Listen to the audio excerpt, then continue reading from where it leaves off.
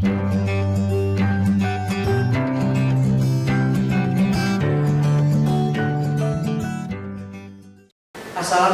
warahmatullahi wabarakatuh. Perkenalkan, nama saya Imam Supandi. Di sini saya akan menjelaskan materi geografi SMK kelas 11 semester 2 bab 7 tentang mitigasi dan adaptasi bencana alam. Nah, jadi lihat ini ada 4 sub materi yang akan kita bahas selanjutnya, yaitu yang pertama jenis dan karakteristik bencana alam, sebaran wilayah bencana alam di Indonesia, yang ketiga usaha pengurangan resiko bencana alam, dan yang terakhir kelembagaan penanggulangan bencana alam. Nah, mitigasi adalah segala upaya yang dilakukan untuk mengurangi dan memperkecil dampak bencana alam, bukan berarti menghalau, tapi mengurangi dan memperkecil dampak. Nah, mitigasi meliputi beberapa kegiatan. Yang pertama, menerbitkan peta wilayah rawan bencana seperti gambar nanti akan dijelaskan. Kemudian ada memasang rambu-rambu peringatan bahaya dan larangan wilayah rawan bencana. Yang ketiga, mengembangkan sumber daya alam dan sumber daya manusia satuan pelaksana. Yang keempat, mengadakan pelatihan penanggulangan bencana kepada warga di wilayah rawan bencana. Yang kelima, mengadakan penyuluhan atas upaya peningkatan kewaspadaan masyarakat di wilayah rawan bencana. Yang keenam, menyiapkan tempat penampungan sementara di jalur-jalur evakuasi jika bencana terjadi. Yang ketujuh, memindahkan masyarakat yang tinggal di daerah rawan bencana ke tempat yang aman. Nah, jenis dan karakteristik bencana alam. Yang pertama itu menurut Undang-Undang Nomor 24 Tahun 2007, bencana alam adalah bencana yang diakibatkan oleh peristiwa alam atau serangkaian peristiwa yang disebabkan oleh alam secara alami, berupa gempa bumi, tsunami, gunung meletus, banjir, kekeringan, angin topan, dan tanah longsor. Kemudian bencana non alam adalah bencana yang diakibatkan oleh peristiwa atau rangkaian peristiwa yang non alam yang antara lain berupa gagal teknologi, gagal modernisasi, epidemi, dan wabah penyakit. Dan yang terakhir yaitu bencana sosial. Nah, bencana sosial adalah bencana yang diakibatkan oleh peristiwa atau serangkaian peristiwa yang diakibatkan oleh manusia, meliputi konflik sosial antar kelompok atau antar komunitas masyarakat dan teror ataupun perang masuk ke dalam bencana sosial. Nah, selanjutnya yaitu karakteristik bencana alam. Yang pertama, bencana gempa bumi. Gempa bumi adalah getaran di tanah yang disebabkan oleh pergerakan permukaan bumi. Epicentrum adalah titik pusat di permukaan bumi tepat di pusat gempa. Hipocentrum adalah berada jauh dalam tanah. Artinya hipocentrum itu pusat gempa, sedangkan epicentrum itu adalah pusat di atas permukaannya. Kemudian jenis gempa bumi, ada gempa bumi vulkanik dan tektonik. Nah, gempa bumi vulkanik adalah gempa bumi yang diakibatkan oleh proses vulkanisme atau gunung api contohnya. Nah, biasanya hanya bersifat sementara dan hanya berlaku di wilayah sekitaran gunung api tersebut. Kemudian ada gempa bumi tektonik. Nah, gempa bumi tektonik ini diakibatkan oleh proses tektonik seperti patahan, lipatan, pergeseran lempeng, dan lain-lain. Dan biasanya tektonik ini cakupannya lebih luas dan tenaganya lebih besar daripada gempa bumi vulkanik dan bisa mengakibatkan bencana susulan atau bencana sekunder seperti tsunami. Selanjutnya, tanda-tanda akan terjadinya bencana gempa bumi. Yang pertama, tanda gempa bumi yang dirasakan yang berada di dalam bangunan. Semua benda yang bergetar bergoyang berjatuhan, misalnya lampu. Dan biasanya jika orang-orang yang paham terhadap atau yang berada di rawan bencana biasanya menaruh suatu lonceng di sudut rumah ataupun digantung di tengah rumah yang terhindar dari terpaan udara, sehingga ketika ada gempa maka lonceng tersebut akan bersuara. Nah, selanjutnya yaitu tanda-tanda gempa bumi yang dirasakan jika berada di luar bangunan. Nah, itu bisa dilihat dari benda-benda yang mempunyai ketinggian yang lebih besar, yang lebih tinggi dari kita. Itu bisa dilihat, contohnya seperti bergetar, bahkan jika terjadi getaran yang sangat kuat, itu akan mengakibatkan tumbang ataupun roboh. Nah, bencana alam tsunami. Nah, tsunami ini adalah gelombang laut yang sangat besar yang diakibatkan oleh gempa bumi yang sangat kuat dan sumber gempanya berada di dasar laut. Menurut kedalaman pusat gempa kurang dari 30 km. Nah, bencana alam tsunami ini merupakan bencana sekunder, artinya susulan dari gempa bumi yang terjadi terutama di dasar laut. Nah, bencana selanjutnya yaitu bencana alam banjir. Nah, kalau banjir ini merupakan bencana yang terjadi akibat dari yang pertama, terjadinya hujan dengan intensitas curah hujan yang sangat tinggi tanpa disertai dengan proses infiltrasi atau penyerapan yang baik. Kemudian air melebihi batas sempadan sungai sehingga meluap dan mengendangi daerah sekitarnya.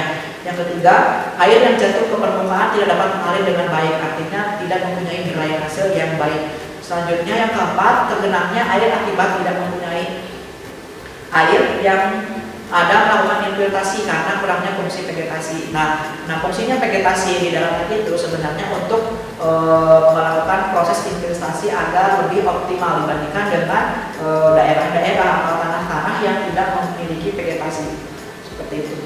Selanjutnya yaitu bencana gelombang pasang. Nah, gelombang pasang adalah gelombang air laut yang melebihi batas normal dan dapat menimbulkan bahaya baik di lautan maupun di darat, terutama daerah pinggir pantai.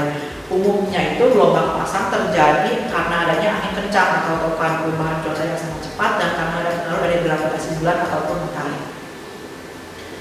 Selanjutnya yaitu bencana alam letusan gunung api. Nah, tanda-tanda suatu gunung api akan meletus adalah sebagai berikut. Yang pertama, gempa vulkanik, munculnya gas-gas vulkanik, adanya perubahan bentuk di formasi gunung api, naiknya suhu sekitar kawah, dan biasanya hewan-hewan yang tinggal di gunung ini akan turun dari gunung. Selanjutnya, nah ini bencana alam tanah longsor. Nah, tanda-tanda sebelum terjadi tanah longsor biasanya yang pertama runtuh atau jatuhnya lapisan tanah pada lapisan tebing dan tumbangnya pohon-pohon yang ada di atasnya. Pada saat terjadi hujan, air yang mengalir akan terlihat berwarna keruh karena membawa material tanah atau lumpur. Nah, ini air ini fungsinya menjadi sebagai pelicin atau media tanah yang ada di samping perbukitan untuk menggelincir ke bawah atau terjadinya tanah longsor. Selanjutnya biasanya terdengar suara gemuruh. Ya, sebelum terjadi tanah longsor biasanya dari puncaknya itu selalu terdengar gemuruh dulu yang sangat kencang. Nah, itu merupakan pergeseran lahan atau tanah dari atas yang mengakibatkan beberapa material saling bergesekan. Nah, selanjutnya munculnya retakan-retakan di lereng yang bekerja dengan arah tebing. Nah, biasanya terjadi setelah hujan, ya, karena faktor pelicinnya itu adalah air hujan. Nah, kemudian munculnya mata air baru secara tiba-tiba, dan yang terakhir tebing rapuh dan kerikil mulai berjatuhan. Nah, ini merupakan sebaran wilayah rawan bencana alam di Indonesia. Ini lebih ke bencana alam gempa bumi. Nah, biasanya gempa bumi ini dikaitkan dengan adanya gunung api ataupun tempat di mana pertemuan antara satu lempeng yang satu dengan lempeng yang lainnya, baik di lempeng benua dan samudra ataupun sebaliknya. Nah, bisa dilihat bahwa yang merah-merah itu, segitiga merah itu merupakan bukan gempa, itu gunung api yang masih aktif di Indonesia. Bisa dilihat dari utara Sumatera bagian barat sampai ke Jawa bagian selatan, ke Sunda kecil, Bali, Nusa Tenggara Timur, ke Nusa Tenggara Barat, dan terakhir di Laut Banda. Itu merupakan jalur dari sirkum Mediterania dan merupakan pusat atau bencana baik alam, baik gempa bumi, tsunami atau gunung meletus itu ada di sekitar situ. Kemudian ada juga yang dari sirkum Pasifiknya, yaitu dari datangnya dari Filipina itu ke Sulawesi, Gorontalo. Nah, ini wilayah rawan bencana alam tsunami. Ya, tadi sudah dijelaskan sebelumnya bahwa tsunami ini terjadi akibat dari gempa bumi, dan gempa bumi ini bisa terjadi dari vulkanik ataupun tektonik. Nah, sudah jelas bahwa di sebelah barat dari Sumatera, kemudian di selatan Pulau Jawa, dan Nusa Tenggara Timur, Nusa Tenggara Barat itu merupakan wilayah yang notabene merupakan jalur gunung api dan merupakan pertemuan antara lempeng benua, lempeng Eurasia dan lempeng Indo-Australia, sehingga daerah sini merupakan daerah yang menjadi faktor primadona dari si tsunami ini datang seperti itu. Dan tidak lupa juga di sebelah sini ada beberapa wilayah atau beberapa patahan yang masih aktif yang bisa mengakibatkan tsunami.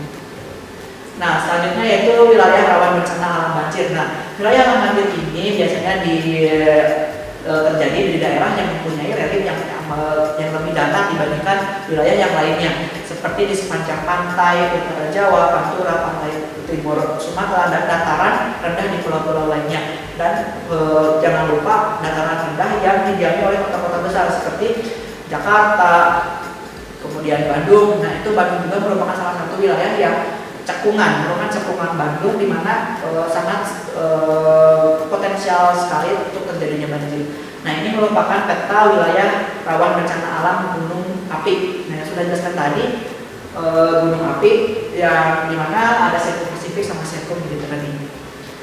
Nah, wilayah rawan bencana alam longsor. Wilayah rawan longsor berada di wilayah perbukitan dan pegunungan. Ya, soalnya kalau di dataran rendah pasti tidak ada. Nah, wilayah bencana alam longsor ini terjadi karena vegetasi yang menurun atau akibat dari deforestasi lahan, di mana banyak sekali penebangan hutan liar di daerah yang memiliki kemiringan yang sangat terjal sehingga mengakibatkan tanah tidak bisa menahan beban beratnya. Sedangkan kalau misalnya ada pepohonan, maka fungsi dari pohon itu adalah mengikat tanah agar tidak tergelincir secara lanjutan. Nah, selanjutnya yaitu usaha pengurangan resiko bencana alam.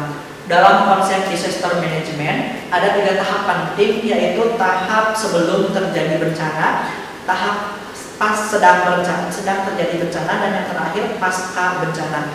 Nah, kita bahas satu-satu, itu tahap sebelum terjadi bencana.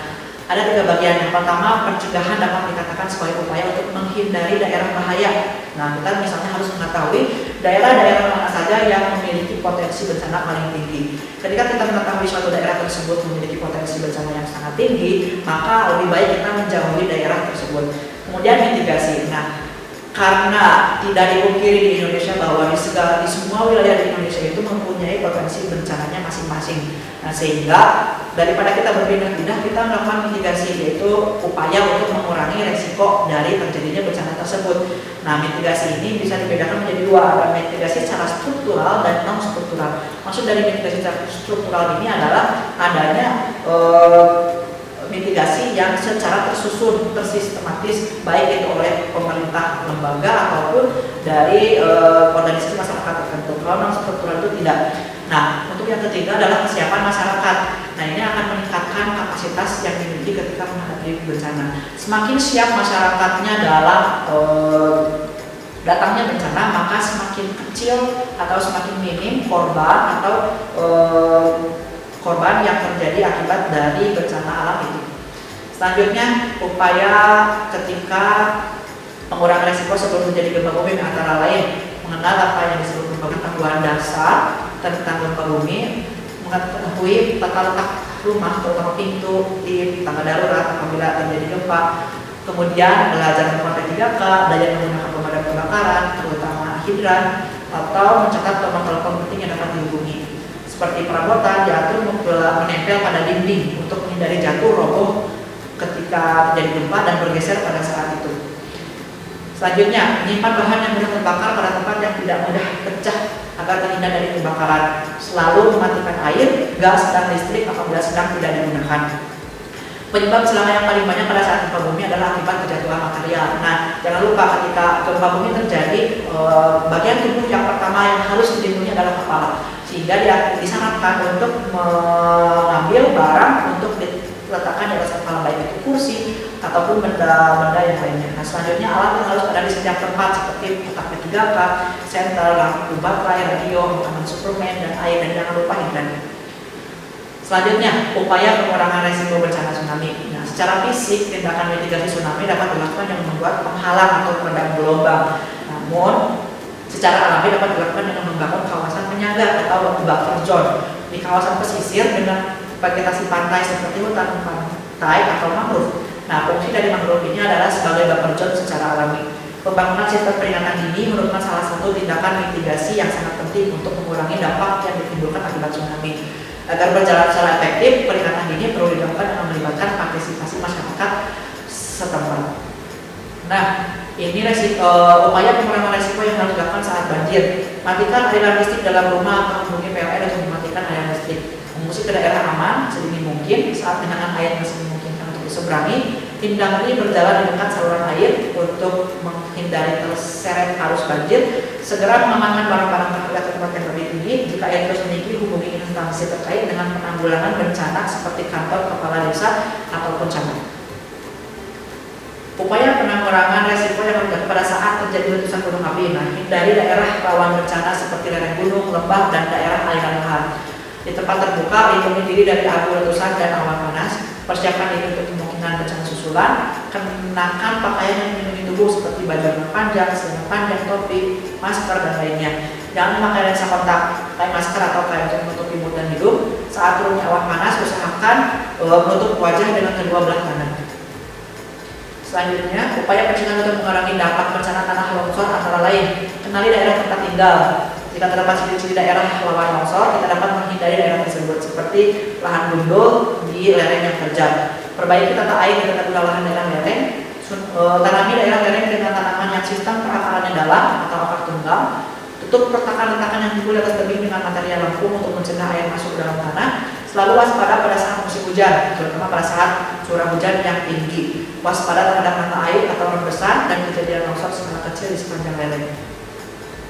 Nah, kelembagaan penanggulangan bencana alam. Nah, setelah dikeluarkannya Undang-Undang Nomor 24 Tahun 2007 tentang penanggulangan bencana, pemerintah kemudian mengeluarkan Peraturan Presiden Nomor 8 Tahun 2008 tentang Badan Nasional Penanggulangan Bencana atau disingkat BNPB. Nah, tugas dari BNPB ini sangat banyak sekali.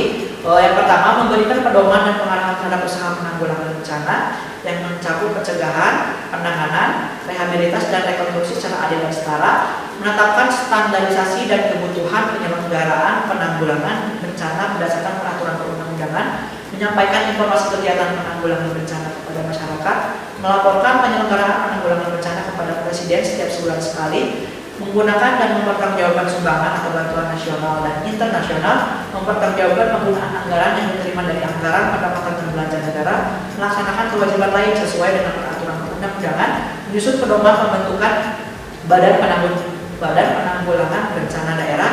Selanjutnya, nah, fungsi dari BNPB yang pertama, perumusan dan penetapan kebijakan penanggulangan bencana dan penanganan pengungsi dengan bertindak cepat, tepat, serta efektif dan efisien. Dan yang kedua, pengkoordinasian pelaksanaan kegiatan penanggulangan bencana secara terencana, terpadu, dan menyeluruh. Nah, kemudian pasal 26 ayat 1 Undang-Undang Nomor 24 atau 2007 merumuskan hak masyarakat dalam penanggulangan bencana, mendapatkan perlindungan sosial dan rasa aman, kemudian mendapatkan pendidikan, pelatihan, dan keterampilan dalam penyelenggaraan penanggulangan bencana, mendapatkan informasi secara tertulis, lisan ataupun kebijakan penanggulangan bencana, berperan serta dalam perencanaan, pengoperasian dan pemeliharaan program penyedia bantuan pelayanan kesehatan, termasuk dukungan psikososial, berpartisipasi dalam pengambilan keputusan terhadap kegiatan penanggulangan bencana, khususnya yang berkaitan dengan diri dan komunitasnya. Kemudian melakukan pengawasan sesuai dengan mekanisme yang diatur atas pelaksanaan penanggulangan bencana. Sekian dari saya, terima kasih. Assalamualaikum warahmatullahi wabarakatuh. Kunjungi sosial media lainnya seperti website kami di pkbmalfata.com, Facebook PKB Malfata Mananjaya, Instagram PKB Malfata _official.